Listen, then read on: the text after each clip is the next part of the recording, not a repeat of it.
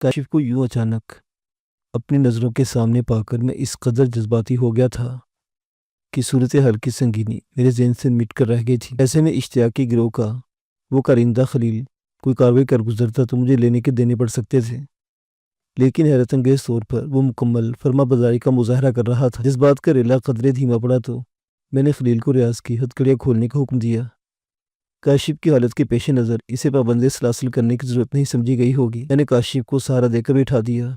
यहाँ तक कैसे पहुँच गए? ये बहुत ख़तरनाक लोग हैं, अभी यहाँ से निकलने की फ़िक्र करें, मैं आपको सब कुछ बता दूंगा, लेकिन मुझे यहाँ उमर और अशरफ नज़र नहीं आ रहे। इन लोगों ने इन्हें कहाँ कैद कर रखा है? मैंने काशिफ और खलील से बेअकबक सवाल किया। मेरी बात सुनकर काशिफ बुरी तरह चौंक उठा, जबकि खलील के चेहरे के तासुरात बता रहे थे जैसे मेरी बात इसकी समझ में नहीं आई थी। क्या उमर और अशरफ भी? काशिफ अपनी आवाज़ की लर्जिश पर काबू न रख सका। जी हाँ, वो दोनों भी इन लोगों के कब्ज़े में हैं। इन दोनों को तुम लोगों ने कहाँ कैद किया है? आखिरी जुमला मैंने खलील को मुखातिब करके कहा था। यहाँ तो और कोई नहीं, खलील ने ज़ोर ज़ोर से गर्दन हिलाकर कहा। मैंने इसे घूर कर देखा। यकीन करें मैं सच बोल रहा हूँ, जहाँ तक मुझे इल्म है यहाँ इन लोगों के अलावा कोई नहीं है। तो फिर इन्हें कहीं और रखा गया होगा। बहरहाल वो तुम इन लोगों के कब्ज़े में है। मेरी बात सुनकर खलील ने शाने झुकाए। अगर ऐसा है तो भी मैं इस बारे में कुछ नहीं जानता। अच्छा ठीक है, तुम इसे होश में लाओ, मैंने रियाज की तरफ इशारा करके कहा। खलील ने मेरे तरफ मौजूद पानी के जग में हाथ में ढोकर रियाज के चेहरे पर छींटे दिए तो इसके मुंह से हल्की सी कराह निकली और कुछ देर में पूरी तरह होश में आ गया। मैंने मुख्तसर अल्फाज में से तमाम सूरत हाल से आगाह किया और अपनी डांगरी की जेबों में महफूज पिस्तौलों में से एक इसे थमा दिया। साथ वाले कमरे में उमैर और शुएब भी होश पड़े थे। इन्हें होश में लाओ, हमें जल्द अज जल्द यहाँ से निकलना है, हम किसी भी वक्त मुश्किल में फंस सकते हैं। रियाज काशिफ से बात करना चाहता था, लेकिन मौका की नज़ाकत महसूस करके वो फ़ौरन दूसरे कमरे में चला गया। तब मैं खलील की तरफ मुतवज्जो हुआ। देखो मेरे पास गिनती के चंद लम्हे हैं, लिहाजा मैं जो पूछूं इसका फौरी और सच्चा जवाब दो, वरना मैं तुम्हारी खोपड़ी की सलामती की ज़मानत नहीं दे सकूंगा। तुम्हारे दर्जन पर साथी मेरे हाथों जहन्नुम रसीद हो चुके हैं और इस तादाद में इजाफा मेरे लिए किसी भी उलझन का बाइस नहीं बनेगा। मैं तुम लोगों के तमाम धंधों से अच्छी तरह वाकिफ़ हूँ। ये जगह मंशियात और असले की स्मगलिंग का बहुत बड़ा अड्डा है। तुम लोग अपना माल कहाँ ज़ख़ीरा करते हो बताओ, और इन गाड़ियों तक भी हमारी रहनुमाई करो जिनमें इश्तियाक और इसके कारिंदे मेरे साथियों को अगवा करके लाए थे। मेरा लहजा फैसला कुन और ठोस था। खलील ने बेचैनी और तशक्कुर आमेज़ नज़र से मुझे देखा। अगर तुमने ज़ुबान नहीं खोली तो मैं तुम्हारे हाथ पाँव बांध कर रुई की गांठों के दरमियान फेंक दूंगा और फिर पूरे गोदाम को नजर आतिश कर दूंगा। इसके बाद किसी को तुम्हारी हड्डियों की राख भी नहीं मिल सकेगी। अगर तुम मुझसे ताउन करो तो मैं वादा करता हूँ तुम्हें कोई नुकसान नहीं पहुँचेगा। मेरी बात ख़त्म होने तक खलील किसी फैसले पर पहुँच चुका था। अब अपना वादा पूरा करें या ना करें, लेकिन मैं झूठ बोलने की कोशिश नहीं करूँगा।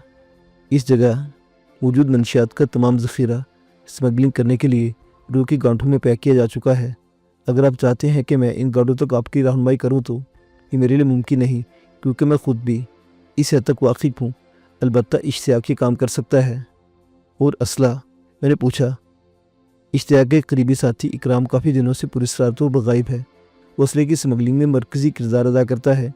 इसके गायब होने के बाद से असले की सप्लाई बंद है, लिहाजा यहाँ असला ज़ख़ीरा ना होने का बराबर है। मैंने इसकी सच्चाई जाँचने के चंद सवालात किए।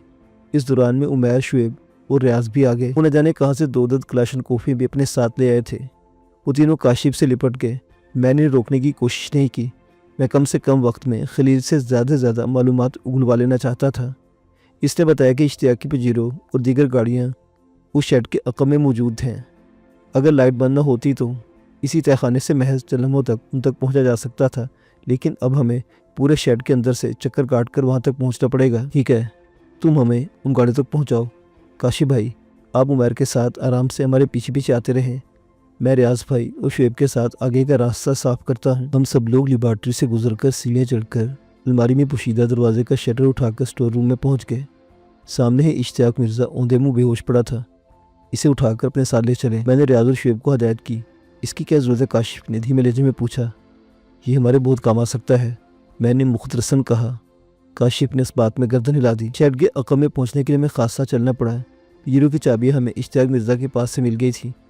मैंने इन लोगों को पजीरों में बैठने की हदायत की और ख़ुद पजीरों के अक़बी दरवाजे पर चस्पा डीजल से लबालब भरा जरीकन अपने साथ लेकर एक बार भी शेड में जा घुसा। मुख्तसर तरीन वक्त में रुई की निस दर्जन से ज़ायद गांठें खोलने اور ڈیزل میں بھیگی ہوئی روئی کو وسیع حصے میں بکھیرتے ہوئے مجھے دانتوں پسینہ آ گیا۔ لیکن جب ماچس کی محض ایک تیلی سے ایک کے بعد دیگرے متعدد الاؤ روشن ہوئے تو میری ساری محنت وصول ہو گئی۔ آگ اتنی صورت سے پھیل رہی تھی کہ میں چند لمحے وہاں مزید رکتا تو مجھے شیڈ سے باہر نکلنے کا موقع نہ ملتا۔ چلے اب جلدی سے یہاں سے نکل چلے، میں نے پجیرو کے درمیانی حصے کا دروازہ کھول کر اندر بیٹھتے ہوئے کہا۔ اس کے ساتھ ہی ایک ہلکے سے جھٹکے کے ساتھ پجیرو آگے بڑھ گئی۔ ڈرائیونگ سیٹ پر ریاض تھا۔ اس کے ساتھ والی سیٹ پر ہتھکڑیوں میں جکڑے خلیل کو بٹھایا گیا تھا تاکہ اسے دیکھ کر سیکورٹی گارڈ روکنے کی کوشش نہ کرے۔ تاہم ہم لوگ مزاحمت کا منہ توڑ جواب دینے کے لیے پوری طرح تیار تھے۔ پجیرو شیڈ کے بغری راستے سے گزر کر کھلے میدان کے سرے پر پہنچی۔ روئی کی گانٹھوں میں لگی آگ تقریباً پوری طرح بجھائی جا چکی تھی، تاہم فائر بریگیڈ کی 2 گاڑی ابھی تک وہاں موجود تھی۔ سب سے اچھی بات یہ تھی کہ گیٹ چوپٹ کھلا ہوا تھا، جبکہ آس پاس سیکورٹی گارڈ بھی زیادہ تعداد میں نظر نہیں آ رہے تھے۔ درمیانی رفتار سے آگے بڑھے، لیکن اگر وہ گاڑی روکنے کی کوشش کرے تو پوری رفتار سے نکلتے چلے جائیں۔ شعیب اور عمیر اپنی سائڈ سنبھال لے، میں پیچھے رہوں۔ اگر فائرنگ شروع ہوئی تو آسرا نہیں کرنا۔ پجیرو بغیر مزاحمت کے گیٹ کے خاصے قریب پہنچ گئی تھی کہ اچانک ان تینوں مسلح گارڈ میں سے ایک نے اپنی طاقتور ٹارچ کی روشن کر کے پجیرو موجود افراد کا جائزہ لینا چاہا۔ اس کی ایک کارروائی اس قدر غیر متوقع اور بے ساختہ تھی کہ مجھے خود کو پوشیدہ رکھنے کی مہلت نہ مل سکی۔ اس گارڈ نے نہ صرف میرے ہاتھوں میں موجود کلاشنکوف دیکھ لی، بلکہ شاید میرے جسم پر موجود ڈانگری بھی اس کی عقابی نظروں سے چھپی نہیں رہ سکی۔ میں نے اسے بری طرح چونکتے دیکھا۔ اگلے لمحے اس نے پجیرو میں سوار دیگر افراد پر روشنی کا دائرہ مرکوز کر کے انہیں شناخت کرنے کی کوشش کی۔ میرے ساتھیوں کے نامانوس چہرے دیکھ کر اس کا شک یقین کی حد تک جا پہنچا۔ اس نے چیخ کر اپنے ساتھیوں سے کچھ کہا اور پھر اپنے ریپیٹر کو سنبھال کر پجیرو کو اپنی زد میں لینا چاہا۔ صورتحال اتنی سنگین ہو گئی تھی کہ اگر میں فوری طور پر کوئی عملی قدم نہ اٹھاتا تو ہم سب اپنی زندگیوں سے ہاتھ دھو سکتے تھے۔ ٹریگر پر میری انگلی کا دباؤ بڑھتے ہی کلاشنکوف گرج اٹھی۔ گولی کی بوچھاڑ ریپیٹر بردار گارڈ کی ٹانگوں سے ٹکرائی۔ اس کے الگ سے ہولناک چیخ برآمد ہوئی۔ کرب کے طوفان نے ریپیٹر کی ٹریگر پر اس کی انگلیوں کی گرپ بہت سخت کر دی۔ فضا میں ایک زوردار دھماکہ گونجا، لیکن ریپیٹر کا رخ زمین کی طرف ہو جانے کے باعث ہمیں کوئی گزر نہ پہنچی۔ گاڑی بھگاؤ، میں نے چیخ کر کہا۔ اس کے ساتھ ہی ریاض نے ایکسیلیٹر پر پاؤں کا سارا بوجھ ڈال دیا۔ پجیرو کا طاقتور انجن غرایا اور گاڑی کی رفتار میں ایک جھٹکے سے اضافہ ہو گیا۔ زخمی سیکورٹی گارڈ کے دونوں ساتھی شاید صورتحال کو بھی پوری طرح سمجھ نہیں پائے تھے۔ تذبذب کی جس کیفیت میں 2 مبتلا تھے، اس سے فائدہ نہ اٹھانا حماقت ہوتی۔ میں نے اگلے لمحے ایک اور گارڈ پر فائر کھول دیا، البتہ اس بار بھی میں نے اپنے ہدف کی ٹانگوں کو نشانہ بنایا تھا۔ وہ شخص بری طرح لڑکھڑاتا اور پھر بری طرح چیختا ہوا زمین ڈھیر ہو گیا۔ اس اثنا میں ہماری گاڑی گیٹ پر پہنچ چکی تھی۔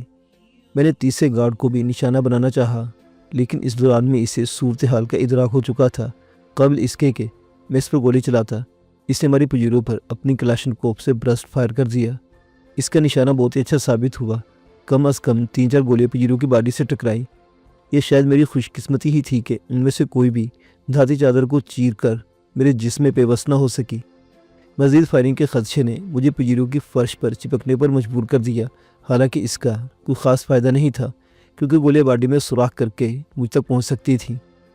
میرے اندازے کے عین مطابق ہم پر ایک بار پھر برسٹ مارا گیا، لیکن تب تک پجیرو گیٹ سے باہر نکل کر دائیں طرف مڑ چکی تھی، لہٰذا وہ گولیاں تاریکی کے سمندر میں غرق ہو گئی۔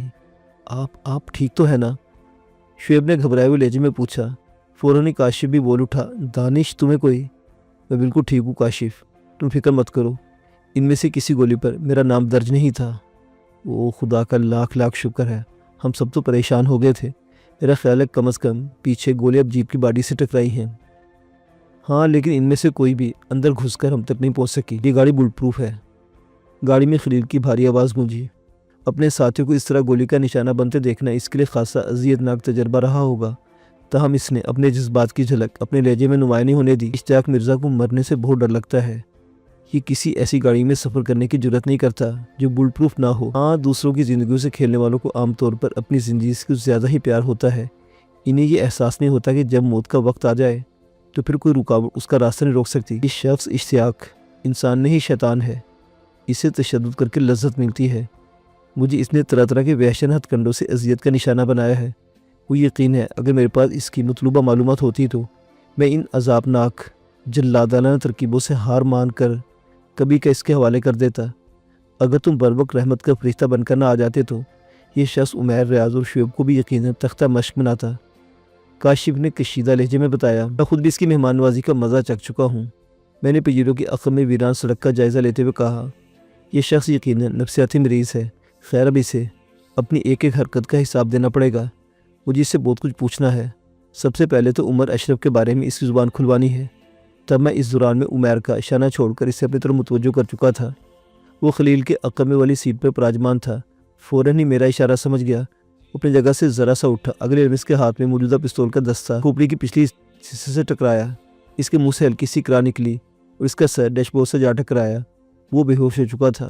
شعیب اور عمیر نے اسے پیچھے لیا اور کاشف اس کی جگہ جا بیٹھا۔ اشتیاق اور خلیل کئی گھنٹوں کے لیے انٹا غفل ہو چکے تھے، تاہم عمیر اور شعیب ان کی کڑی نگرانی کر رہے تھے۔ اشتیاق پجیرو کے فرش پر منہ کے بل پڑا ہوا تھا، جبکہ خلیل کی ٹانگیں اس کی کمر اور پشت دیوار سے ٹکی ہوئی تھی۔ ان دونوں کی طرف سے پوری طرح مطمئن ہونے کے بعد میں نے اپنے ساتھیوں کو گودام میں گھسنے کی کارروائی سے لے کر شیڈ میں ذخیرہ منشیات کی کھیپ والی کپاس کی گانٹھوں کو نظر آتش کرنے تک کی پوری تفصیل سے آگاہ کر دیا۔ میری بات سن کر وہ سب خوشی سے کھل اٹھے۔ یہ تو تم نے کمال کر دیا میرے بھائی، کاشف نے میرے شانے پر تھپکی دے کر کہا۔ تمہاری بس یہ بات بری ہے کہ تم اپنے دوستوں سے رازداری برتنے کی کوشش کرتے ہو، جس کا نتیجہ باہمی بدگمانی کی شکل میں نکلتا ہے۔ اگر تم ہمیں اعتماد میں لے کر آگے بڑھو تو ہمیں خوشی بھی ہوگی اور وقت ضرورت ہم تمہاری مدد کو ہی پہنچ سکیں گے۔ خیر تم ہمیں اس قابل نہیں سمجھتے تو ہم تمہیں مجبور تو نہیں کر سکتے نا۔ کاشف کے لہجے میں ملال اور شکوے کی ملی جلی کیفیت محسوس کر کے میں ندامت اور خفت سے سر جھکانے پر مجبور ہو گیا۔ اس کا یہ گلہ بے جا تو نہیں تھا، مجھے افسوس ہے دوستو، لیکن اب تک میں محض اس لیے آپ کو اس پوری صورتحال سے علیحدہ رکھنا چاہ رہا تھا کہ میں آپ سب کو کسی بھی قسم کی مشکل سے دور رکھنے کا خواہش مند تھا، لیکن آپ سب اس معاملے میں اس حد تک ملوث ہو چکے ہیں کہ اب کوئی بھی بات راز رکھنے کا جواز نہیں۔ آپ لوگ کچھ باتوں سے واقف ہو چکے ہیں، باقی سب میں آپ کو بتا دیتا ہوں۔ وزیر ریاض کے پولٹری فارم میں داخل ہونے تک، میں اپنے فلم میں ہیرو بننے، زوبی سے ملاقات، پھر ڈائری کا چکر شروع ہونے کے بعد سے لے کر تازہ ترین مارکیٹ تک سب کچھ سچ سچ بتا چکا تھا۔ اگر تم شروع ہی سے ہمیں کم از کم یا مجھے اعتماد میں لے لیتے تو شاید ہم سب کو اتنی صعوبتیں برداشت نہ کرنا پڑتی۔ ایک اور ایک 11 ہوتے ہیں، ہمارے پاس تو ویسے بھی پرخلوص اور قابل اعتماد ساتھیوں کی پوری فوج موجود ہے۔ خیر جو کچھ بیت چکا ہے اسے بھلا دینا ہی بہتر ہے۔ اب ہمیں مل جل کر یہ سوچنا ہے کہ آئندہ کا لاہ عمل کیا ہونا چاہیے۔ ظاہر ہے سب سے پہلے تو ہمیں عمر اور اشرف کو تلاش کرنا ہے، اس منشیات اور اسلحہ فروشوں کے ساتھ ساتھ نمٹنا ہے۔ میرا خیال ہے اگر تمہاری لگائی ہوئی آگ ذخیرہ شدہ تمام گاٹھوں تک پہنچ گئی تو اس زہر فروش گروہ کا ایک اہم ٹھکانہ تہس نہس ہو جائے گا۔ اس اسٹیل فیکٹری والے ٹھکانے کا بھی کچھ جلدی انتظام کریں گے۔ اگر کسی طرح وہ ڈائری ہاتھ لگ جائے تو ہم اس جرم کے اس تناور درخت کو جڑ سے ختم کر سکتے ہیں۔ کاشف نے پرجوش لہجے میں کہا، خدا جانے ایسی کسی ڈائری کا وجود ہے بھی یا نہیں۔ مجھے لگتا ہے ان زوبی صاحبہ نے مجھ سے کچھ دشمنی نکالنے کے لیے چکر چلایا ہے۔ میں نے ہنستے ہوئے کہا، ویسے جس انداز میں وہ غائب ہوئی ہے وہ خود اپنی جگہ حیرت انگیز ہے۔ خدا ہی بہتر جانتا ہے کہ وہ زندہ بھی ہے یا ان درندوں کی بھیڑ چڑھ چکی ہے۔ اس کے بارے میں بھی اس خبیث سے معلوم ہوگا، کاشف نے کہا۔ حیرت انگیز طور پر اب اس کی حالت پہلے سے خاصی بہتر نظر آ رہی تھی۔ پولٹری فارم میں پہنچ کر خلیل اور اشتیاق کو ایک گودام نما کمرے میں مضبوط آہنی چارپائی پر لٹا کر ان کے ہاتھوں پیروں میں ہتھکڑیاں ڈال دی گئی۔ طے یہ پایا کہ ان کی ہوش میں آنے تک ہم باری باری ان کی نگرانی کریں گے اور جیسے ہوش میں آئیں گے ان کی زبان کھلوانے کی کارروائی شروع کر دی جائے گی۔ پہلی ڈیوٹی شعیب کی لگائی گئی۔ اس کے علاوہ ہم سب اس کمرے میں آ گئے جسے خوابگاہ کے طور پر استعمال کیا جاتا تھا۔ ہم سبھی بھوک سے نڈھال ہو رہے تھے۔ ریاض اور عمیر نے مل جل کر جیسا بھی بن پڑا کھانا تیار کر لیا۔ کھانے کے دوران میں کاشف نے تفصیل سے اپنی آپ بیتی سنائی، جس کے مطابق اسے میرے فلیٹ سے کچھ فاصلے پر اچانک چھاپ لیا گیا تھا۔ اس کی موٹر سائیکل کو لینڈ کروزر سے ٹکر ماری گئی اور پھر اسے پستول کے دستے کی ضرب لگا کر بے ہوش کر دیا گیا۔ جب اسے ہوش آیا تو اس نے خود کو ایک آہنی چارپائی سے جکڑے پایا۔ اس پر شدید تشدد کر کے میرے بارے میں معلومات حاصل کرنے کی کوشش کی گئی۔ ڈائری کا پتہ پوچھا گیا، اسے کچھ پتہ ہوتا تو بتاتا۔ جب اشتیاق کے کرندے کاشف کی زبان کھلوانے میں ناکام رہے تو اشتیاق خود سامنے آ گیا۔ اس نے کاشف پر ظلم و ستم کے پہاڑ توڑ دیے۔ اس نے تشدد کے جو شیطانی حربے استعمال کیے، ان میں موم بتی سے جلانے کا وہ انسانی سوز حربہ شامل تھا جسے میں خود بھی بھگو چکا تھا۔ رفتہ رفتہ جب کاشف کی حالت بہت ہی خراب ہو گئی تو عارضی طور پر تشدد کا سلسلہ منقطع کر دیا گیا۔ وہ لوگ اس کے دوبارہ جان پکڑنے کے منتظر تھے تاکہ اسے ایک بار پھر اپنی کارروائیوں کا نشانہ بنا سکیں۔ کاشف کی زبان سے نکلنے والا ایک ایک لفظ میرے خون کی تپش میں اضافہ کر رہا تھا۔ میرا جی چاہ رہا تھا کہ ابھی اور اس وقت اس بدبخت اشتیاق کا گلا گھونٹ ڈالوں۔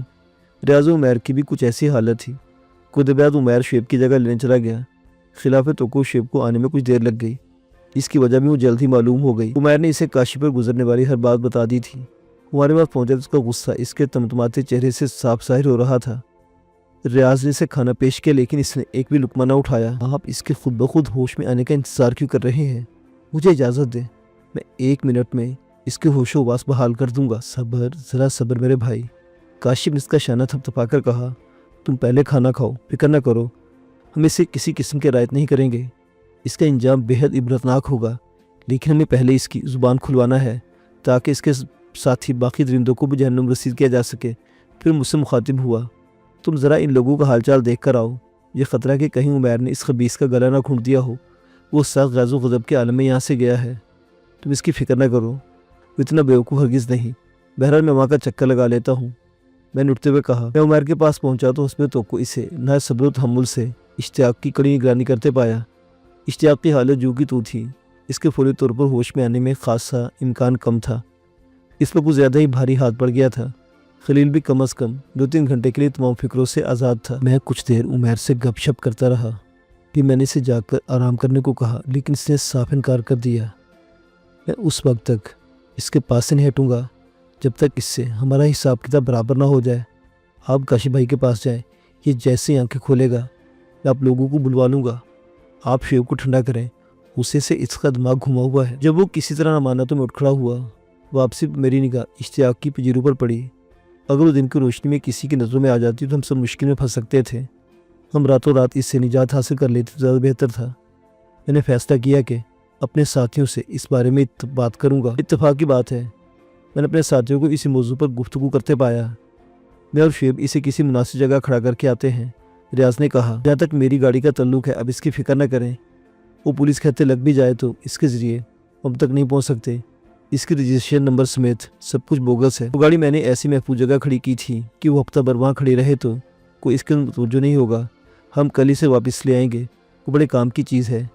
اشتیاق کی لاش کا بندوبست کرنے کے لیے ہمیں اس کی ضرورت پڑے گی، یہ پجیرو ٹھکانے لگانے کے لیے۔ البتہ میں بھی ساتھ چل رہا ہوں۔ پجیرو ڈرائیو کرنے کی ذمہ داری ریاض نے سنبھال لی۔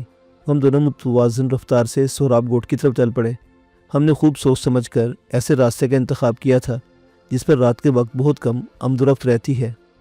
واپسی کا سفر میں پیدل طے کرنا تھا، لہٰذا ہم اپنے ساتھ صرف ایک پستول لے کر آئے۔ ہم چند ہی کلومیٹر آگے بڑھے ہوں گے کہ مجھے عقبی آئینے میں کسی گاڑی کی ہیڈ لائٹس نظر آئی۔ ابتدا میں تو ہم نے کوئی توجہ نہیں دی، لیکن جب وہ گاڑی قریب سے قریب تر ہونے لگی تو خطرے کے احساس میں پوری طرح چکن نہ ہونے پر مجبور کر دیا۔ ریاض نے پجیرو کی رفتار یکدم بڑھا دی۔ چند ہی لمحوں میں ہم گویا ہوا میں اڑے جا رہے تھے۔ عقب میں آنے والی گاڑی کی ہیڈ لائٹس دور سے دور ہوتی جا رہی تھی۔ کچھ آگے جا کر ریاض نے محض تعاقب کا یقین کرنے کے لیے پجیرو ملیر چھونے کی طرف جانے والی نیم پختہ سڑک پر موڑ لی۔ پجیرو کی رفتار بدستور کافی تیز تھی۔ ناموار راستے پر گاڑی کو زبردست جھٹکے لگ رہے تھے، لیکن پجیرو کا طاقتور انجن انہیں نہایت خندہ پیش آنے سے جھیلے جا رہا تھا۔ ہم دونوں کی نظریں عقبی آئینے پر جمی ہوئی تھی۔ ہم وہ مشکل 1-1.5 کلومیٹر آگے بڑھے ہوں گے کہ وہی ہیڈ لائٹس ایک بار پھر عقبی آئینے میں جگمگانے لگی۔ اب شک کی کوئی گنجائش نہیں رہی تھی۔ ہمارے دشمن ہمارے نقش قدم پر تیزی سے بڑھتے چلے آ رہے تھے۔ ہیڈ لائٹس تو لینڈ کروزر سے لگتی ہیں، ریاض بڑبڑایا۔ اگر کوئی اچھا ڈرائیور اسے چلا رہا ہے تو ہم ان سے زیادہ دور نہیں بھاگ سکیں گے۔ ہم نے اس سے زیادہ رفتار بڑھائی تو گاڑی الٹ جائے گی۔ آپ گاڑی کو اس طرح بھگاتے رہیں، میں ان سے پیچھا چھڑانے کی کوئی ترکیب سوچتا ہوں، لیکن ہم تک پہنچے کیسے؟ انہیں اتنی جلدی؟ میری بات پوری ہونے سے پہلے ریاض نے میری بات کاٹ دی۔ وہ لوگ نہایت تیزی سے قریب آتے جا رہے تھے۔ ہمیں جو کچھ کرنا ہے فوراً کرنا ہے، اگر ہم نے ان کی رفتار کا زیادہ مقابلہ نہیں کر سکتے۔ ریاض کی بات ختم ہوتے ہی فضا موت کے ہولناک ترانے سے گونج اٹھی۔ عقب میں آنے والی گاڑی سے کلاشنکوف کا برس لایا گیا تھا۔ خوش قسمتی سے کوئی بھی گولی ہم تک نہیں پہنچ سکی۔ پریشان ہونے کی ضرورت نہیں، میں نے کمزور لہجے میں ریاض کو دلاسا دیا۔ یہ گاڑی پوری طرح بل پروف ہے، یہ گولی ہمارا کچھ نہیں بگاڑ سکتی۔ اپنی طرف کے شیشے چڑھا لو، گاڑی کی باڈی شیشوں پر نہ سے ہی ٹائروں پر تو گولیاں کارگر ہو سکتی ہیں۔ ہمارے پاس موجود پستول ان کا کچھ نہیں بگاڑ سکتے، وہ بہت دور سے ہمیں نشانہ بنا لیں گے۔ اس گاڑی کا بل پروف ہونا واحد ایسی چیز ہے جو اس صورتحال میں ہمارے حق میں جاتی ہے۔ اب گاڑی کو سڑک سے اتار کر روک دیں، ان کے قریب آنے پر ہم انہیں نشانہ بنانے کی کوشش کریں گے، اور اس کے علاوہ بچاؤ کی کوئی صورت نہیں۔ ریاض نے گمبھیر لہجے میں میری رائے سے اتفاق کیا۔ وہ غالباً کسی ایسی مناسب جگہ کا منتظر تھا۔ بالآخر ایک ہموار سا قطع زمین سڑک کے پاس پا کر اس نے یک لخت بریک پر دباؤ ڈالا اور اسٹیئرنگ اس سے گھما دیا۔ مشکل 30-40 گز آگے جا کر اس نے بریک لگا دیے۔ میں نے اپنی طرف کا شیشہ نیچے کیا اور پستول کے نال کا رخ سڑک کی طرف کر کے اپنے تعاقب میں آنے والوں کا انتظار کرنے لگا۔ محض چند سیکنڈ بعد ہمیں کسی گاڑی کا شاذور انجن گھررانے کی آواز سنائی دی۔ لینڈ کروزر اپنے زور میں کچھ آگے بڑھ گئی، پھر ڈرائیور نے بریک لگا کر گاڑی ریورس کی اور اس طرف موٹا جہاں ہم اس کے منتظر تھے۔ دھول کے گہرے بادل کے باعث شاید ہم پوری طرح دیکھ نہیں پائے، یا پھر یہ توقع نہیں رہی ہوگی کہ ہم اتنے قریب گاڑی روک کے ان کا انتظار کر رہے ہوں گے۔ بہرحال گاڑی ایک بار پھر رفتار پکڑنے لگی۔ اس کا رخ سیدھا ہماری طرف نہیں تھا، قبل اس کے کہ ہم نظروں میں آتے۔ میں نے لینڈ کروزر کی ونڈ اسکرین کا نشانہ لیا اور ٹریگر دباتا چلا گیا۔ میری چلائی ہوئی سبھی گولیاں نشانے پر لگی۔ ونڈ اسکرین میں پہلے چھید پڑے اور پھر وہ اندر دھنس گئی۔ اس کے ساتھ ہی لینڈ کروزر بری طرح لہرائی اور پھر ایک جھٹکے سے رک کر میرے اندازے کے مطابق لینڈ کروزر کا ڈرائیور اور فرنٹ سیٹ پہ موجود شخص نشانہ بن چکے تھے۔ میں نے پستول کا میگزین بدلنے کے لیے ہاتھ اندر کھینچا۔ اس وقت لینڈ کروزر سے کلاشنکوف کا برسٹ مارا گیا۔ گولیوں کی بوچھاڑ پیجرو کی باٹی اور میری طرف والی کھڑکی کے شیشے سے ٹکرائی۔ اگر کھڑکی کا شیشہ محض چند انچ نیچے تک کھلا ہوتا تو میری اور ریاض کی کھوپڑی کے پرخچے اڑ جاتے۔ میں نے پستول میں نیا میگزین لگایا اور ہاتھ شیشے سے اوپر کر کے لینڈ کروزر کی جانب 3 گولیاں داغ دی۔ اب یہاں سے بھاگنے کی کوشش کرے، ایسا نہ ہو کہ کوئی گولی ہماری گاڑی کا ٹائر پھاڑ دے، میں نے تیز لہجے میں کہا۔ ریاض نے فوراً ہی گاڑی آگے بڑھا دی۔ سڑک تک پہنچنے کے لیے ہمیں لینڈ کروزر کے پاس سے گزرنا پڑا۔ ہماری گاڑی جو ہی آگے بڑھی، اس پر ایک برسٹ مارا گیا جو ونڈ اسکرین سے ٹکرایا اور گولیں اچٹ کر نامعلوم سمتوں میں غائب ہو گئی۔ میں لینڈ کروزر کے اندر سے فائرنگ کرنے والے کو دیکھ چکا تھا۔ شاید یہ برسٹ چلنے کے بعد اس کا میگزین ختم ہو گیا تھا۔ وہ میگزین بدلنے میں جھکا اور میری نظروں سے اوجھل ہو گیا۔ اس اثنا میں ہم لینڈ کروزر کے پاس پہنچ گئے۔ میں نے ایک بار پھر پستول اوپر اٹھایا اور 2 گولیاں لینڈ کروزر کی جانب روانہ کر دی۔ اس مرتبہ مجھے کسی کی کربناک چیخ سنائی دی۔ شاید وہ کلاشنکوف بردار میں میرے اندازے سے چلائی گئی گولیوں کو نشانہ بن گیا تھا، تاہم میں کوئی خطرہ مول لینا نہیں چاہتا تھا۔ میں نے پستول میں نیا میگزین لگا لیا اور جو ہی لینڈ کروزر کے پاس سے گزر کر سڑک پر پہنچے، اپنے پستول کا رخ لینڈ کروزر کی عقبی دروازے پر نصب پٹرول کی کین کی جانب کر کے پورا میگزین خالی کر دیا۔ کین میں گولیاں پیوست ہوتے ہی پٹرول نے آگ پکڑ لی۔ آگ اتنی تیزی سے بھڑکی کہ چند ہی لمحوں میں اس نے پوری لینڈ کروزر کو اپنی لپیٹ میں لے لیا۔ جب ہم سوراب گوٹ کی جانب بڑھ رہے تھے تو ہم نے ایک زوردار دھماکے کی آواز سنی۔ آگ لینڈ کروزر کی پٹرول کی ٹینکی تک جا پہنچی تھی۔ آج میں دوسری مرتبہ اشتیاق کی اس گاڑی ہماری جان بچائی ہے، ریاض نے کہا۔ میں سوچ رہا تھا کہ کیوں نہ اسے اپنے پاس رکھ لیں، یہ ہمارے مشن میں ہمارے بہت کام آ سکتی ہے۔ لیکن اگر اشتیاق کے گرگوں نے اسے پہچان لیا تو؟ جیسے اب پہچانا تھا، میں نے کہا۔ اس کا فکر نہ کریں، اس گاڑی کا رنگ، حلیہ، رجسٹریشن، نمبر پلیٹ غرض کے یہ سب کچھ بدل جائے گا۔ اس کے بعد اسے کسی کا باپ بھی نہیں پہچان پائے گا۔ میں یہ کام کرنے والے کئی فنکاروں کو جانتا ہوں۔ اگر واقعہ سے ممکن ہے تو لے چلو اسے واپس، لیکن جب تک اس کے حلیے کی تبدیلی مکمل نہ ہو اسے چھپا کر رکھنا پڑے گا۔ کوئی مسئلہ نہیں، میں اسے پولٹری فارم میں ہی اس طرح پوشیدہ کروں گا کہ ڈھونڈنے سے بھی نہیں ملے گی۔ اس کے بعد 2 دن کے اندر اندر اس کا حسب نسب تبدیل کر دیا جائے گا۔ ویسے بات میری سمجھ میں اب تک نہیں آئی کہ ہم اتنی جلدی ان لوگوں کی نظروں میں کیسے آ گئے۔ بالکل ایسے لگتا ہے جیسے وہ پہلے سے ہی ہماری گھات میں بیٹھے ہوں۔ یہ محض اتفاق بھی ہو سکتا ہے۔ اتنا بڑا گروہ ان لوگوں کا سارے اڈوں تک آج کے واقعے کی اطلاع پہنچ چکی ہوگی اور وہ لوگ ہماری تلاش میں نکل کھڑے ہوئے ہوں گے۔ ایسا ہی کوئی ٹولہ ہمارے پیچھے لگ گیا ہوگا۔ ہاں ممکن ہے، ریاض نے مختصراً کہا۔ وہ خاموش ہو گیا۔ ہماری گاڑی سمیت لوٹ آنے پر ہمارے دیگر ساتھی خاصے پریشان اور حیران نظر آ رہے تھے۔ جب ہم نے انہیں ساری صورتحال سے آگاہ کیا تو وہ ہکا بکا رہ گئے۔ یہ بات ان کی سمجھ سے باہر تھی کہ مجرم اتنی آسانی سے ہم تک کیسے پہنچ گئے۔ ہم نے انہیں اپنے نظریات سے آگاہ کیا تو وہ ہم سے خاصے تک متفق ہو گئے۔ ان ریاض کی تجویز کی بھی تائید کی۔ شعیب نے بتایا کہ اشتیاق ابھی تک ہوش میں نہیں آیا، تاہم اس کے کسمکانے سے لگتا ہے کہ وہ بہت جلد بے ہوشی کی گرفت سے آزاد ہونے والا ہے۔ چلو پھر ہم سب وہیں چلتے ہیں۔ ویسے تم نے میری بتائی ہوئی تمام چیزوں کو تمہاں تک پہنچا دیا ہے نا؟ جی ہاں، سب کا انتظام ہو چکا ہے، شعیب نے بتایا۔ ہم سب اپنے مہمانوں کے پاس جا پہنچے۔ اشتیاق ہوش و حواس کی سرحد کے آس پاس ہی کہیں بھٹک رہا تھا۔ میں نے میرا اشارہ پاتے ہی پانی سے لبریز بالٹی اس پر انڈیل دی۔ اس نے ایک زبردست جھرجھری لی اور آنکھیں کھول دی۔ اسے پوری طرح حواس میں آنے میں خاصی دیر لگ گئی۔ اچھی خاصی سردی میں ٹھنڈے پانی کا غسل اس کی طبع نازک پر ناگوار گزرا تھا۔ دیکھتے دیکھتے اسے زوردار چھینک آنے لگی۔ وہ سردی سے تھر تھر کانپ رہا تھا۔ اسے جلدی میں پہچان لیا۔ اس کے ساتھ اس کے چہرے پر زردی چھانے لگی۔ کیا بہت سردی لگ رہی ہے مرزا صاحب؟ میں نے طنزیہ لہجے میں کہا۔ فکر نہ کریں، ہم نے آپ کے مہمان نوازی کا پورا انتظام کر رکھا ہے۔ شعیب، مرزا صاحب کو جاڑا چڑھا ہے، تم ذرا ان کی سکائی کر دو۔ شعیب کی تو جیسے ہی دلی تمنا پوری ہو گئی، اس نے دونوں ہاتھوں سے اشتیاق کی گالوں پر تمانچوں کی بارش کر دی۔ پورا کمرہ اشتیاق کی چیخوں سے گونج رہا تھا، لیکن کسی پر اس کا معمولی سے اثر نہیں ہو رہا تھا۔ جلدی اشتیاق کے گال انگاروں کی طرح سرخ ہو گئے۔ میں نے شعیب کو ہاتھ روکنے کا اشارہ کیا۔ اشتیاق اس کے بعد بھی دیر تک اذیتناک چیخوں پکار کرتا رہا، پھر رفتہ رفتہ اس نے اپنے آپ پر قابو پا لیا۔ تم لوگ اپنے لیے اچھا نہیں کر رہے ہو، میں بتا دیتا ہوں تم اگر، اس نے ہانپتے ہوئے کہا۔ میں نے باواز بلند شعیب کو مخاطب کیا، بھائی تمہارے مہمان کو ابھی پوری طرح حرارت نہیں پہنچی، ذرا ایک بار پھر۔ نہیں، تم لوگ آخر چاہتے کیا ہو؟ اشتیاق جلدی سے چیخ پڑا۔ بتا دیں گے، اتنی جلدی کیا ہے، ابھی تو بہت سا حساب کتاب باقی ہے۔ لگتا ہے آپ کو ہماری میزبانی پسند نہیں آئی۔ انہیں پہچانتے ہیں نا آپ؟ میں نے کاشف کی طرف اشارہ کر کے پوچھا۔ ان پر آپ نے جی بھر کر اپنی مہمان نوازی کے داؤ پیچ آزمائے ہیں، میں بھی آپ کے مہمان نوازی کا مزہ چکھ چکا ہوں۔ اب ہمیں آپ کے تمام احسانوں کا ایک ایک کر کے بدلہ اتارنا ہے۔ میرے ساتھ ایسا نہ کرو، تمہیں جو چاہیے میں دینے کو تیار ہوں، مجھ پر تشدد مت کرو، میں دل کا مریض ہوں، میرا بلڈ پریشر بھی ہائی رہتا ہے۔ وہ تو گویا تم مریض ہو، اس بار کاشف اس سے مخاطب ہوا، لیکن تم جسمانی نہیں بلکہ ذہنی مریض ہو۔ خیر، ہم نے تمہاری علاج کا پورا انتظام کر رکھا ہے، ہم تمہیں بالکل ٹھیک کر دیں گے۔ مجھے معاف کر دو، تم لوگ جو جرمانہ کہو میں ادا کرنے کو تیار ہوں، صرف ایک بار مجھے معاف کر دو، میں مر جاؤں گا۔ نہیں، ہم تجھے اتنی آسانی سے مرنے نہیں دیں گے، یہ آداب میزبانی کے خلاف ہے۔ ابھی تو ہم باری باری تمہاری خاطر تواضع کریں گے، تم ہمارے اشتیاق کا اندازہ نہیں لگا سکتے، میں نے ٹھوس لہجے میں کہا۔ یہ سن کر اس کے چہرے کی زردی میں سفیدی گھلنے لگی۔ دیکھو، جو کچھ ویسے بھول جاؤ، میں تمہیں مالا مال کر دوں گا، یقین کرو۔ ہمیں یہ گھسے پیٹے مکالمے سننے کا کوئی شوق نہیں، نہ ہی ہمیں تمہاری دولت سے دلچسپی ہے۔ تم نے میرے بھائی کے ساتھ جو سلوک کیا، اس کی تلافی دنیا کی ساری دولت بھی مل کر نہیں کر سکتی، میں نے بے لچک لہجے میں کہا۔ اشتیاق کے گال بری طرح سوجنے لگے تھے، اس پر بدستور کپکپی تاری تھی۔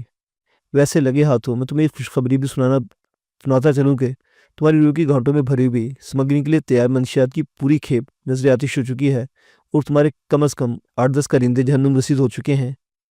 میری بات سن کر اس کے چہرے پر زلزلے کی سی کیفیت طاری ہو گئی۔ یہ تم کیا کہہ رہے ہو؟ ہاں، میں نے گودام میں ذخیرہ شدہ روئی کی تمام گاٹھوں کو آگ لگا دی ہے۔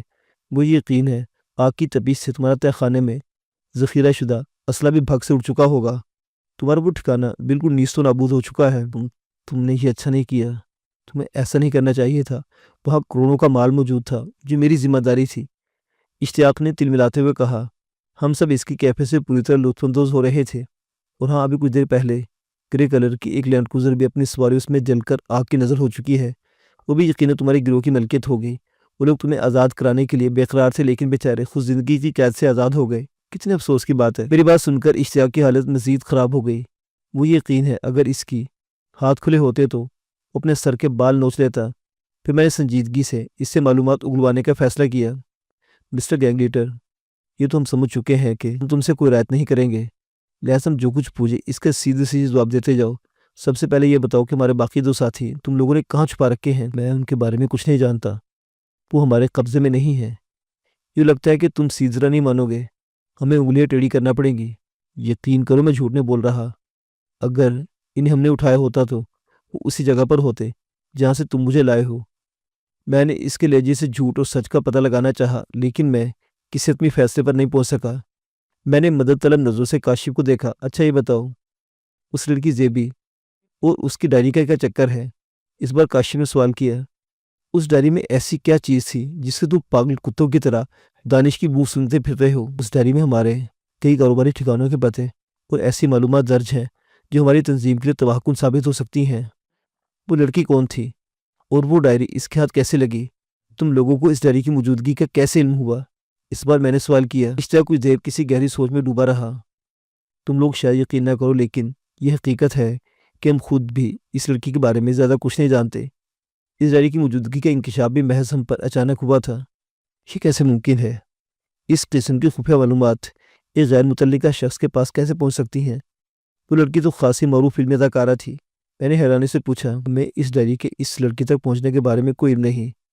ہم اس کی جانب اس وقت توجہ ہوئے جب اس نے ڈائری کی مدد سے ہماری تنظیم کے ٹھکانوں پر پولیس کے چھاپے ڈلوانے کی کوشش کی۔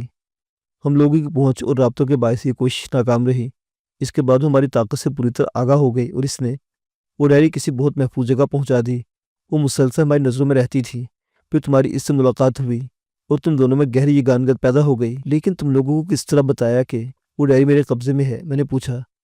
اگر یہ سب زیبی نے تمہیں بتایا تھا تو تم لوگوں نے اتنی آسانی سے اس کے بات کا یقین کیسے کر لیا؟ ہمیں یہ اطلاع زیبی نے ہی دی تھی، ہم اسے اٹھا کر لے آئے تھے۔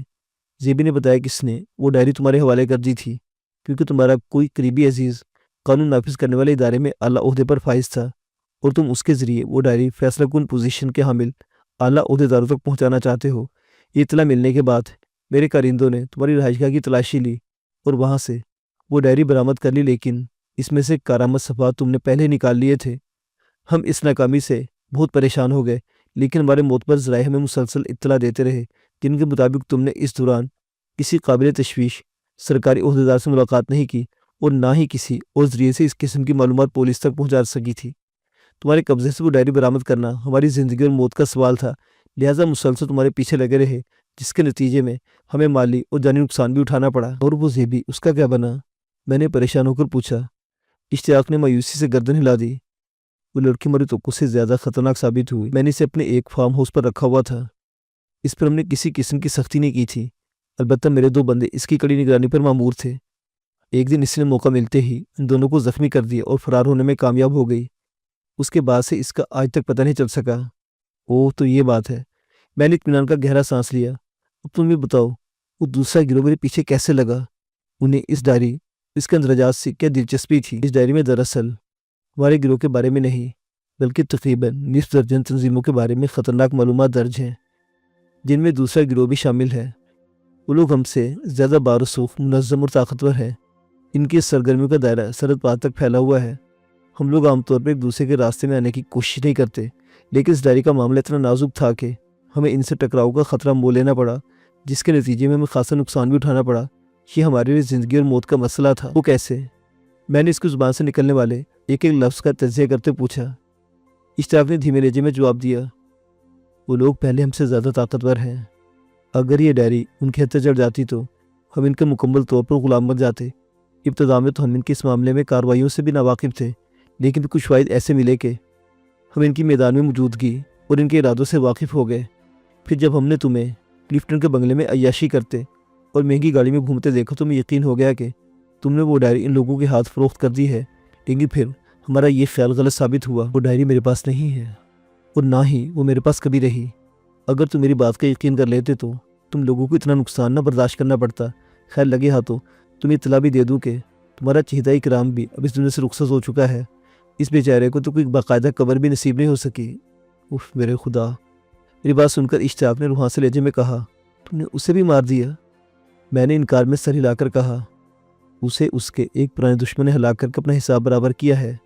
اس کا زندہ رہنا میرے لیے زیادہ فائدہ مند ہوتا، لیکن وہ مجھے تمہارے تمام عدوں کا پتہ دے سکتا تھا۔ خیر، اب یہ نیک کام کرنے کے لیے تم میرے ہتھے چڑھ گئے ہو، یا میں تمہاری اس غلط بیانی کی تصحیح کرتا چلوں کہ تمہاری تنظیم صرف اندرون ملک تک محدود ہے۔ میں جانتا ہوں یہ ایک بین الاقوامی تنظیم کی شاخ ہے اور تم اس کے مقامی سربراہ ہو۔ تم مجھ سے جو جی چاہے پوچھ لو، لیکن میں اپنے باقی ساتھیوں کے بارے میں تمہیں نہیں بتاؤں گا۔ اشتیاق کا لہجہ یک لخت بے لچک ہوتا چلا گیا۔ کاشفی نے معنی خیز نظر سے مجھے دیکھا۔ ہمیں تم سے دراصل یہی بات تو پوچھنا ہے۔ اگر تم شرافت سے زبان نہیں کھولو گے تو ہم تم پر تمہاری حربے آزمانے پر مجبور ہو جائیں گے۔ تم جو جی چاہے کرو، میری زبان سے ایک لفظ بھی نہیں نکلے گا۔ اشتیاق کے لہجے میں فولادی عزم کی جھلک نمایاں تھی۔ چلو ٹھیک ہے، جیسی تمہاری مرضی، میں نے سرد لہجے میں کہا۔ کاشف، تم موم بتیاں جلاؤ، مگر تم بڑے میاں کے شانے اور پنڈلوں کے کپڑوں سے آزاد کر دو۔ میرے ہدایت پر فوراً ہی عمل شروع کر دیا گیا۔ میں بغور اشتیاق کے چہرے کا جائزہ لے رہا تھا۔ اس کی نظروں میں خوف کی جھلک نمایاں تھی۔ جو تیاریاں مکمل ہو رہی تھیں، اس کے چہرے کی سفیدی بڑھتی جا رہی تھی۔ میرا اندازہ تھا کہ اس کی مزاحمت بہت جلد دم توڑ دے گی۔ اس قسم کی بھیانک اذیت برداشت کرنا تقریباً ناممکن ہی تھا۔ اسے جلد یا بدے زبان کھولنا ہی تھی۔ میں نے اشتیاق کی پتلون کے پانچے موڑ کر گھٹنوں تک چڑھا دیے اور اس کی شرٹ بھی بنیان سمیت اس کی گردن سے نکال کر اس کے بازو تک چڑھا دی۔ میں اس کے فربا جسم کی لرزش واضح طور پر دیکھ سکتا تھا۔ سرد موسم کے باوجود اس کے چہرے پر پسینے کی بوندیں لرز رہی تھیں۔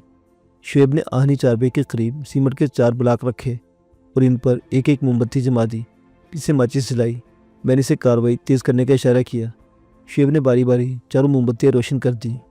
एक बार फिर सोच लो बड़े मियाँ, क्यों अपनी बूढ़ी हड्डियों और चर्बी को आग की नज़र करना चाहते हो? ये तो तुम खुद ही जानते हो कि तुम जुबान बंद नहीं रख सकते। मैंने इश्तियाक की आंखों में आंखें डालकर कहा। कोई जवाब देने के बजाय इसने मजबूती से आंखें मींच ली। मैंने उमैर और शुएब को कार्रवाई आगे बढ़ाने का इशारा किया। इन दोनों ने वो चारों ब्लाक उठाकर बारी बारी इश्तियाक के दोनों शानों और पिंडलियों के नीचे रख दिए। मोमबत्तियों का इश्तियाक के जिस्म से फासला काफ़ी ज़्यादा था। इसके बावजूद इस कदर तपिश उस तक ज़रूर पहुँच रही थी कि इसे झुलसाने लगी। मैंने इसके चेहरे पर अजियत के आसार नुमायाँ होते देखे। इसके चेहरे से बहने वाला पसीना अब फर्श पर टपक रहा था। मेरा अंदाज़ा था कि वो चंद मिनट से ज़्यादा ये अजियत बर्दाश्त नहीं कर सकेगा। अचानक मैंने इसके जिस्म को झटका खाकर उठते देखा। इसके चेहरे के उजलात बुरी तरह खींच गए थे। फिर यकलख्त इसका जिस्म ढीला पड़ गया।